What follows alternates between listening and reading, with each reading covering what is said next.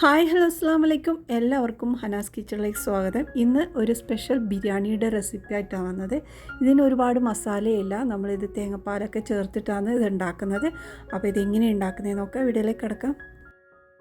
അപ്പോൾ ഈ ഒരു ചോറിലേക്ക് നമ്മൾക്കിത് ഒരു സവാളയാണ് വേണ്ടത്. ഒരു വലിയ സവാള എടുത്തിട്ടുണ്ട്, അതിൽ നിന്ന് കുറച്ച് മാറ്റി വെക്കുന്നുണ്ട്. ഇനി നമ്മൾക്ക് ഇതിലേക്ക് വേണ്ടത് വെളുത്തുള്ളി ഇഞ്ചി പേസ്റ്റാണ്. അതിൽ നിന്ന് 1 ടേബിൾ സ്പൂൺ എടുക്കുന്നുണ്ട്. ഇതെല്ലാം നമുക്ക് മിക്സിയുടെ ജാറിലേക്ക് ഇട്ട് കൊടുക്കാം. അപ്പോൾ ഇനി ഇതാ പച്ചമുളകാണ് എടുക്കുന്നത്. 5 പച്ചമുളക് എടുത്തിട്ടുണ്ട്. എരിവിനനുസരിച്ചിട്ടുള്ള പച്ചമുളക് എടുക്കാം. ഇനി ഇതാ 1/2 ടേബിൾ സ്പൂണോളം പെരുംജീരകം എടുത്തിട്ടുണ്ട്, അതും മിക്സിയിലേക്ക് ഇട്ടെടുത്തിട്ട് പിന്നെ ഇതാ കുറച്ച് മല്ലിയിലയും കൂടി ചേർത്തിട്ട് നന്നായിട്ടൊന്ന് അരച്ചെടുക്കാം. ഇനി നമുക്ക് അരച്ച് മാറ്റി വെക്കാം.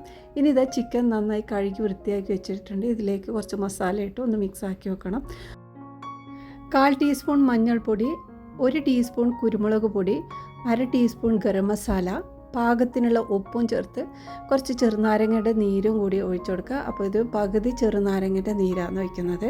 അത് ഒഴിച്ചിട്ട് നന്നായിട്ടൊന്ന് മിക്സാക്കി ഒരു 10-15 മിനിറ്റ് മാറ്റി വെക്കണം.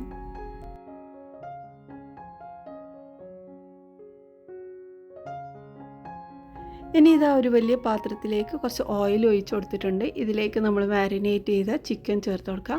ഇനി ഇത് നന്നായിട്ടൊന്ന് ഇളക്കി നന്നായിട്ടൊന്ന് മിക്സാക്കി എടുക്കുക. അപ്പോൾ ഇതിൻ്റെ വെള്ളമൊക്കെ വറ്റുന്നത് വരെ നമുക്കിതൊന്ന് ഇളക്കിയെടുക്കണം. അപ്പോൾ ഇതുപോലെ നന്നായിട്ടൊന്ന് ഇളക്കി അതിൻ്റെ വെള്ളമൊക്കെ വറ്റിയ ശേഷം നമുക്കിത് കോരി മാറ്റാം.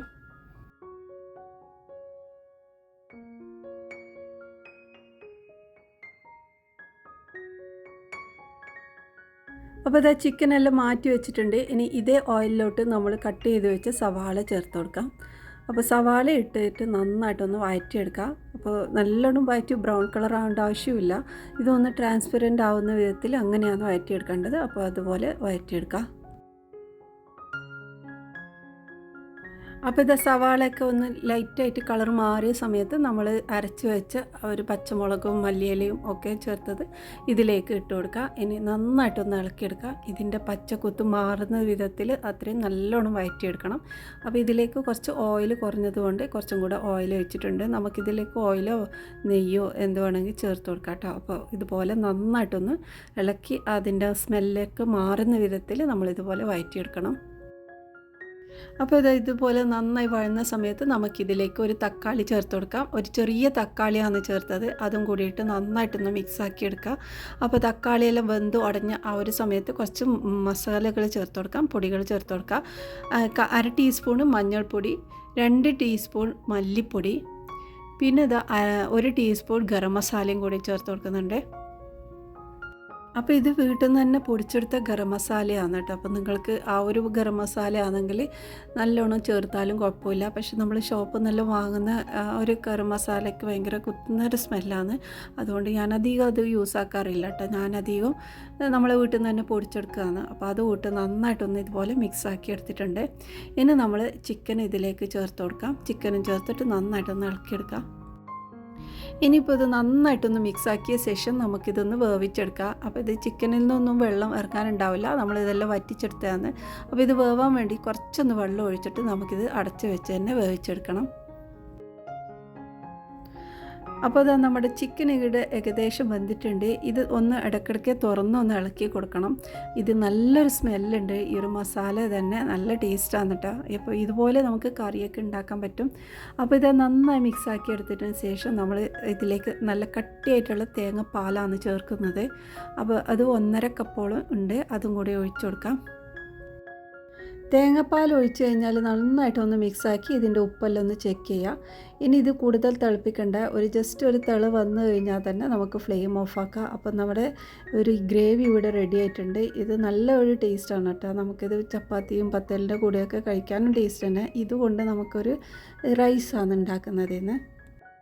ഇനി റൈസ് ഉണ്ടാക്കാൻ വേണ്ടി മിക്സിയുടെ ചെറിയ ജാറിലോട്ട് 4 അല്ലി വെളുത്തുള്ളി, ഒരു ചെറിയ കഷ്ണം ഇഞ്ചി, 3 പച്ചമുളക്, കുറച്ച് മല്ലിയില, ഇതൊക്കെ നന്നായിട്ട് ഒന്ന് അരച്ചെടുക്കാം. ഇനി ചോറുണ്ടാക്കുന്ന ഒരു വലിയ പാത്രത്തിലേക്ക് 3 ടേബിൾ സ്പൂൺ നെയ്യ് എടുത്തിട്ടുണ്ട്. ഇതിലേക്ക് കുറച്ച് മസാല ചേർത്ത് കൊടുക്കണം. അപ്പോൾ 4 കറാമ്പൂ എടുത്തിട്ടുണ്ട്, 1 ടീസ്പൂൺ ചെറിയ ജീരകം, 1 കഷ്ണം പട്ട, 4 ഏലക്ക, ഇതെല്ലാം ഇട്ട് നന്നായിട്ടൊന്ന് ഇളക്കിയെടുക്കാം. ഇനി ഇതിലേക്ക് നമ്മൾ അരച്ച് വെച്ച ഈ ഒരു മസാല ഉണ്ടല്ലോ അത് ഇതിലേക്ക് ഇട്ട് നന്നായിട്ടൊന്ന് ഇളക്കിയെടുക്കുക. അപ്പോൾ ഈ ഒരു മസാലയിൽ ഈ ഒരു നെയ്യിൽ നന്നായിട്ടൊന്ന് മൂത്ത് വരുന്ന പോലെ ഇളക്കിയെടുക്കണം. ഇനി ഇതിലേക്ക് ഞാൻ കുറച്ച് തൈരാണ് ചേർത്ത് കൊടുക്കുന്നത്. 2 ടേബിൾ സ്പൂൺ തൈര് ചേർത്തിട്ടുണ്ട്. അതുകൊണ്ട് നന്നായിട്ട് ഒന്നും കൂടെ ഇളക്കിയെടുക്കാം. ഇത് നന്നായി ഒന്ന് മിക്സാക്കിയ ശേഷം ഇതിലേക്ക് നമ്മൾ കഴുകി വൃത്തിയാക്കി വെച്ച അരി ഇതിലേക്ക് ചേർത്ത് കൊടുക്കാം. എന്നിട്ട് നന്നായിട്ടൊന്ന് ഇളക്കിയെടുക്കണം. ഇത് 3 കപ്പ് അരിയുണ്ട്. അത് ഇതിലേക്ക് ചേർത്തിട്ട് നന്നായിട്ടൊന്ന് ഇളക്കിയെടുക്കണം. അപ്പോൾ നമ്മൾ ഇത് ഇങ്ങനെ ഇളക്കുന്ന സമയത്ത് കൂടുതൽ സമയം ഇളക്കണ്ട. അതിലുള്ള വെള്ളമൊക്കെ ഒന്ന് വറ്റുന്ന വിധത്തിൽ നമ്മൾ ഇളക്കണം. ഒരുപാട് സമയം ഇത് ഇളക്കിക്കൊണ്ടിരുന്നാൽ നമ്മൾ അരിയൊക്കെ പൊട്ടിപ്പോവും. അപ്പോൾ അതുവരെ നോക്കണ്ട. അത് ജസ്റ്റ് ഒന്ന് ഇളക്കി അതിൻ്റെ വെള്ളമൊക്കെ ഒന്ന് വറ്റുന്ന സമയത്ത് നമുക്കിതിലേക്ക് പാകത്തിനുള്ള ഉപ്പും കൂടി ചേർത്ത് കൊടുത്തിട്ടുണ്ട്. അപ്പോൾ ഈ ഒരു ഉപ്പ് ഇതിന് തേയില്ല. നമ്മൾ വെള്ളമൊക്കെ ചേർത്തതിന് ശേഷം ആ ഒരു സമയം ഒന്ന് ചെക്ക് ചെയ്യണം. അപ്പോൾ അത് അരിയെല്ലാം ഇട്ട് ഒന്ന് വറുത്തെടുത്തതിന് ശേഷം നമ്മൾ വേവിച്ച് വെച്ച ചിക്കൻ ഇതിലേക്ക് ചേർത്ത് കൊടുക്കുക. അപ്പോൾ ഈ ഒരു സമയത്ത് തന്നെ ചിക്കനും കൂടി ചേർത്ത് കൊടുക്കുന്നുണ്ട്. നമ്മൾ ചിക്കനൊക്കെ ഓൾറെഡി വെന്തതാണ്. അപ്പോൾ ഇതിലേക്ക് ഇട്ട് ഒരുപാട് സമയം ഇനി ഇളക്കിയെടുക്കണ്ട. നമ്മൾ ചിക്കൻ പൊടിഞ്ഞു പോവും. അപ്പോൾ ജസ്റ്റ് ഒന്ന് മിക്സാക്കിയ ശേഷം നമുക്കിതിലേക്ക് ആവശ്യത്തിനുള്ള വെള്ളം കൂടി ഒഴിച്ചു കൊടുക്കണം.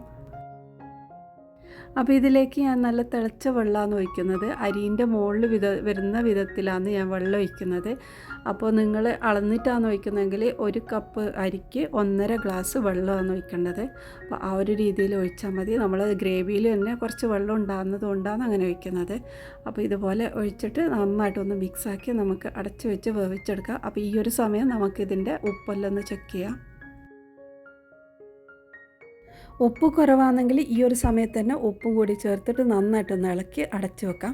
അപ്പോൾ 2 മിനിറ്റിന് ശേഷം ഇത് നന്നായിട്ട് തിളക്കുന്ന ഈ ഒരു സമയത്ത് ഒന്ന് ജസ്റ്റ് ഒന്ന് ഇളക്കിയെടുക്കാം. ഒരുപാട് ഇളക്കണ്ട. നല്ല ഒന്ന് ഇളക്കി നമുക്ക് ഒന്നും കൂടെ അടച്ച് വേവിച്ചെടുക്കാം.